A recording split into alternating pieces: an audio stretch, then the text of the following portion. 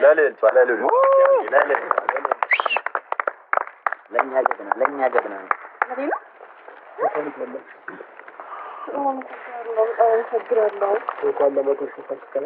واو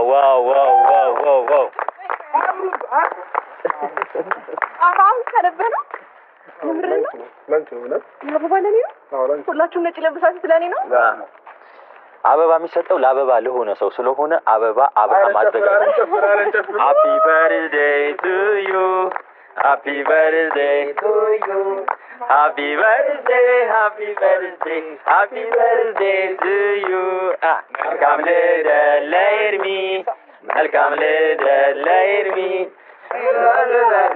አንቺ እንደው የለሽ ባንጋጥቶ ወደ ሰማይ የለሽም ጎኔ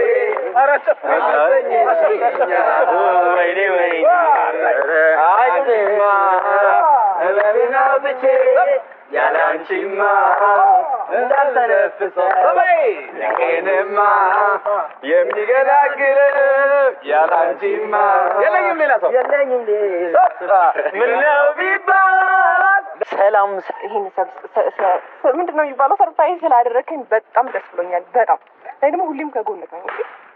እሺ በጣም ነው የምወድህ፣ በጣም ነው የማከብርህ።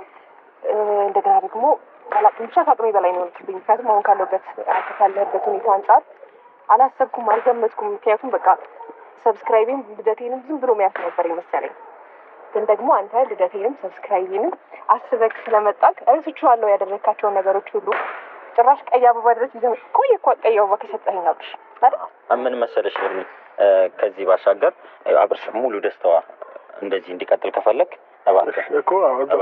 ትልቅ ፕሮግራም አለ። ሄርሚ ምን አዘጋጅተናል? ይኸውልህ ና አሁን ሌላ ነገር አታበላሽበት አብርሽ። ከኛ ፕሮግራሙ ጋር አትሄድም? አይ እንገናኛለን። የአበባ ረግጦ እንደሚሄድ ማለት ነው።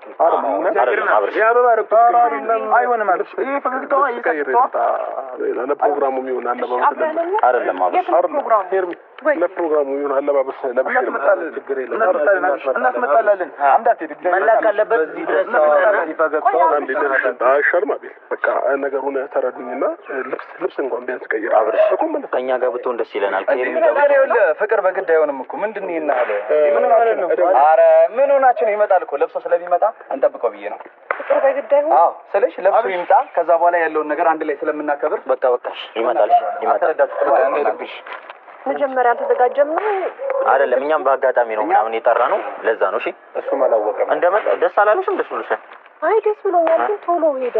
እሱ አይደለም እንዲያስበው ይበልጥ ደግሞ ፕሮግራሙ ስታዩ ይበልጥ ፕሮግራም የተዘጋጀልሽ ቦታ ሄደሽ ሰርፕራይዙን ስታያቸው የአብርሽ አመጣጠን እዛም ስታይ የተለየ ስሜት ስላለው አንቺም እንደ አዲስ ልብስ ቀይረሽ መሄድ ስላለብሽ ሄርሜላ አብርሽ ሰርፕራይዝ ያደረጋት መስሏት በደስታ ፍልቅልቅ ብላ ነበረ። እንግዲህ ደስታዋ ወደ ሀዘን ቀይሮባታል በሚያሳዝን ሁኔታ። በነገራችሁ ላይ ሁኔታው እያወቃችሁ ስህተት የምትሰሩ እና አቤል ናችሁ ብዬ ነው የምገምተው እኔ። ለምን ልጅቷ ያልሆነ ተስፋ ያልሆነ ደስታ ለምን ትሰጣታላችሁ? ማለት የሱ ሁኔታ የሱ አቋም እያወቃችሁ ማለት ነው።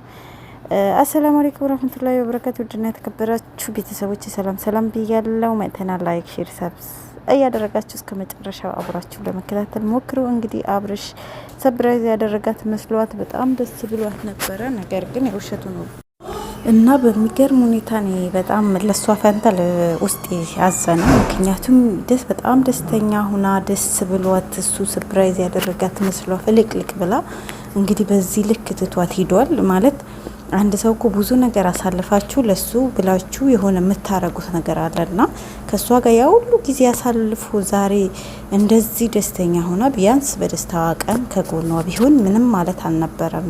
ግን በጣም በሚያሳዝን ሁኔታ እንግዲህ ትቷት ሄዷል። ፍርዱ ለእናንተ ትችዋለሁ። ትክክል እንዳልሆነ ሁላችንም ልቦናችን ያውቀዋል ማለት ነው፣ የሰራው ነገር ትክክል እንዳልሆነ።